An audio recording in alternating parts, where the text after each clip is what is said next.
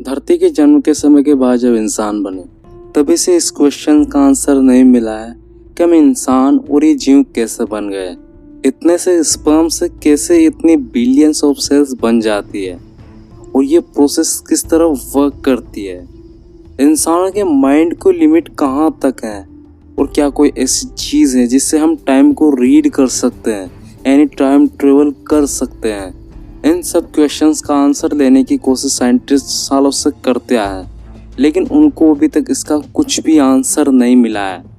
इंसानों का माइंड इस यूनिवर्स की सबसे कॉम्प्लेक्स चीज़ है और इसको पढ़ना यूनिवर्स को रीड करने से भी ज़्यादा कॉम्प्लिकेटेड है। हमारे माइंड की कैपेसिटी 2.5 पेटाबाइट है, यानी मिलियंस ऑफ गीगाबाइट। लेकिन क्या हम इसको आर्टिफिशियली स्टोर कर सकते हैं और क्या ये कैपेसिटी कभी फुल्ली भरी जा सकती है, जैसे मेमोरी कार्ड फुल्ली भरता है और मेमोरी कार्ड के फुल्ली भरने के बाद उसमें कोई भी इंफॉर्मेशन स्टोर नहीं की जा सकती। तो क्या भविष्य में हमारी जो दिमाग की कैपेसिटी है वो भरने के बाद हम सोचना बंद कर देंगे एक्सेट्राज। ऐसे क्वेश्चंस का आंसर इस वीडियो में हम सर्च करने की कोशिश करेंगे। आप इस वीडियो को लास्ट तक देखना और आपको नॉलेज की ऐसी डोज मिलेगी जो आपको कहीं नहीं मिली होगी।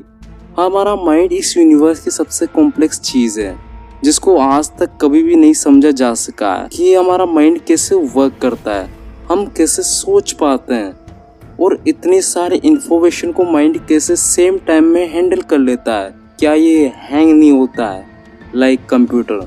हमारा माइंड यानी मस्तिष्क भी एक टाइप नेचुरल कंप्यूटर ही है जिसमें इंफॉर्मेशन स्टोर होती है और हमारे माइंड में इंफॉर्मेशन उसी वे में ट्रेवल करती है जैसे ऑप्टिकल फाइबर में डेटा। और रिसर्चर्स ये बताते हैं कि हमारे माइंड में इतनी इलेक्ट्रिसिटी होती है कि 100 वोल्ट के बल्ब को जला सकती है और उसे इलेक्ट्रिसिटी के 20% से हमारे माइंड की प्रोसेस चालू होती है। हमारे इस माइंड की शक्ति को सबकॉन्शियस करने से क्या होगा कि हम ज़्यादा सोच पाएंगे। और आइंस्टीन, स्टीफन हॉकिंग जैसे साइंटिस्ट में भी वही ब्रेन है जो हम में है, तो हम उनके जैसे क्यों नहीं बन पाए, यानी उनके जैसे इंटेलिजेंट क्यों नहीं बन पाए। और हम इंसानों के सोचने की शक्ति अलग अलग क्यों होती है, यानी किसी बच्चे की शक्ति अलग अलग होती है सोचने की। कोई साइंटिस्ट अलग तरीके से सोचता है और कोई आम आदमी अलग तरीके से सोचता है। तो ब्रेन तो वही है, लेकिन हमारे सोचने की जो शक्ति है, जो पावर है, वो अलग अलग क्यों है? क्योंकि कोई ज़्यादा सोचता है, कोई कम सोचता है, लेकिन ब्रेन तो वही है। तो सबकॉन्शियसनेस सबकी अलग अलग क्यों है? ऐसे क्वेश्चंस का आंसर कई सारे साइंटिस्ट लेने की कोशिश कर रहे हैं, लेकिन मेरे पास भी इन क्वेश्चंस का आंसर नहीं है। लेकिन मैंने इंटरनेट से कुछ ऐसे रिसर्च किए जिससे हम कुछ हद तक इनको समझ सकते हैं। Number 1, how we will be intelligent, यानी हम कैसे इंटेलिजेंट बन सकते हैं। धरती के इतिहास के सबसे टफ क्वेश्चन ये है कि हम अल्बर्ट आइंस्टीन या आइजैक न्यूटन की तरह इंटेलिजेंट क्यों नहीं बन सकते, यानी उनका जो दिमाग था वैसा दिमाग हमारा क्यों नहीं हो सकता। क्योंकि सबकी माइंड स्ट्रक्चर एक जैसी होती है, कैपेसिटी एक जैसी होती है, फिर भी धरती के हर इंसान की इंटेलिजेंस अलग अलग क्यों होती है। वेल, इस क्वेश्चन का आंसर साइंटिस्ट ने भी लेने की बहुत कोशिश की और एंड में रिजल्ट से एक ऐसी दवाई का पता लगाया जिसको प्राचीन काल से इंसानों की बुद्धि के विकास में यूज़ किया जाता रहा है।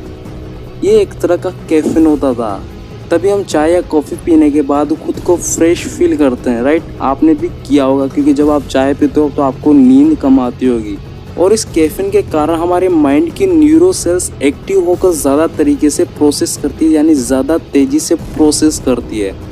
और रिसर्च से एक बात सामने आई है कि कैफीन जैसी डोज का यूज़ ब्रेन एबिलिटीज़ बढ़ाने के लिए सालों से होता है। और कैम्ब्रिज यूनिवर्सिटी के एक साइंटिस्ट जिनका नाम बारबरा साइकियान है, वो ऐसी डोजेस बनाने में लगी है जिससे इंसानों की मस्तिष्क यानी ब्रेन एबिलिटी को बढ़ाया जा सकता है।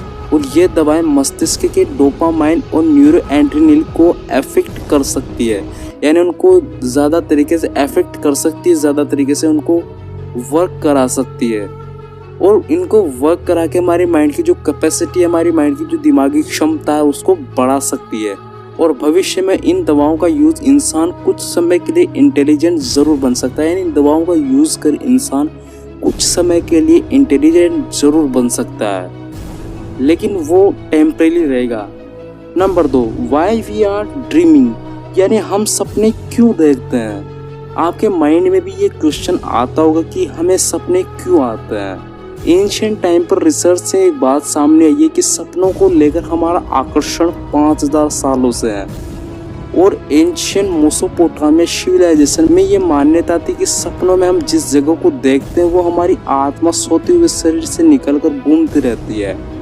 और ये टॉपिक सालों से रहा है कि हम अलग अलग सपने क्यों देखते हैं, यानी सबके सपने अलग अलग क्यों होते हैं। यानी एक दिन जो हमें सपना आया वो दूसरे दिन कुछ अलग होगा, यानी सेम टाइम पे अलग अलग सपना क्यों आता है हमें। और जब हम सोचते हैं, चलते हैं, बोलते हैं और सपने देखते हैं या लव करते हैं, वो सब हमारे मस्तिष्क के ग्रे मैटर में होता है। लेकिन दिमाग में ग्रे मैटर के अलावा वाइट मैटर भी होता है। और ये वाइट मैटर न्यूरोसेल्स की आखिरी छोर एक्सोन के आसपास चर्बी के कारण बनता है।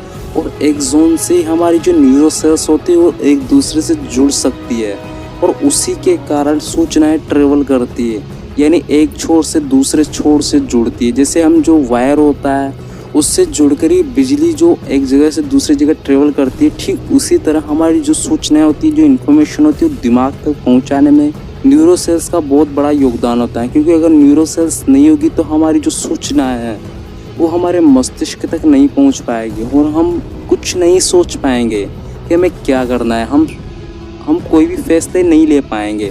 तो जो एक्सोन होता है वो एक कोशिका को दूसरी कोशिका से, एक न्यूरोसेल को दूसरी न्यूरोसेल से जोड़ता है। एट लास्ट हम कह सकते हैं कि बॉडी साइंस की कुछ ऐसी चीज़ें जिनको आज समझना शायद नामुमकिन है, लेकिन भविष्य में शायद हम उनको जान लें। और जब हम उनको जान लेंगे तो शायद धरती का भविष्य कुछ अलग ही होगा। लेकिन हम जानकर भी क्या करेंगे, क्योंकि कुछ ऐसी चीज़ें होती है जो हम इंसान यानी आम इंसानों को जानना नहीं चाहिए। मैं नहीं कह रहा हूँ कि आप मत जानो, लेकिन जो चीज़ें रिसर्च में सामने आएंगी और कुछ जो भविष्य में बदलाव होगा वो अमीरों के लिए होगा और गरीबों को उन तक पहुँचने के लिए सालों या लाखों साल लग जाएंगे। तो कुछ ऐसी चीज़ें होती हैं जिनको हमें नहीं जानना ही अच्छा रहता है। जैसे कि एलियन के बारे में अगर हम बात करें तो हमें पता नहीं कि एलियन हैं या नहीं है, लेकिन हमें ये भी नहीं पता कि वे अच्छे होंगे या नहीं होंगे। लेकिन हमें इनके बारे में जानना नहीं छोड़ना चाहिए। वीडियो पसंद आया हो तो वीडियो को लाइक कर देना और चैनल को सब्सक्राइब करके बेल आइकन पर क्लिक करके ऑल नोटिफिकेशन पर सेट कर लेना। तो मैं आपसे मिलता हूँ नेक्स्ट वीडियो में, तब तक के लिए पीस आउट, थैंक यू।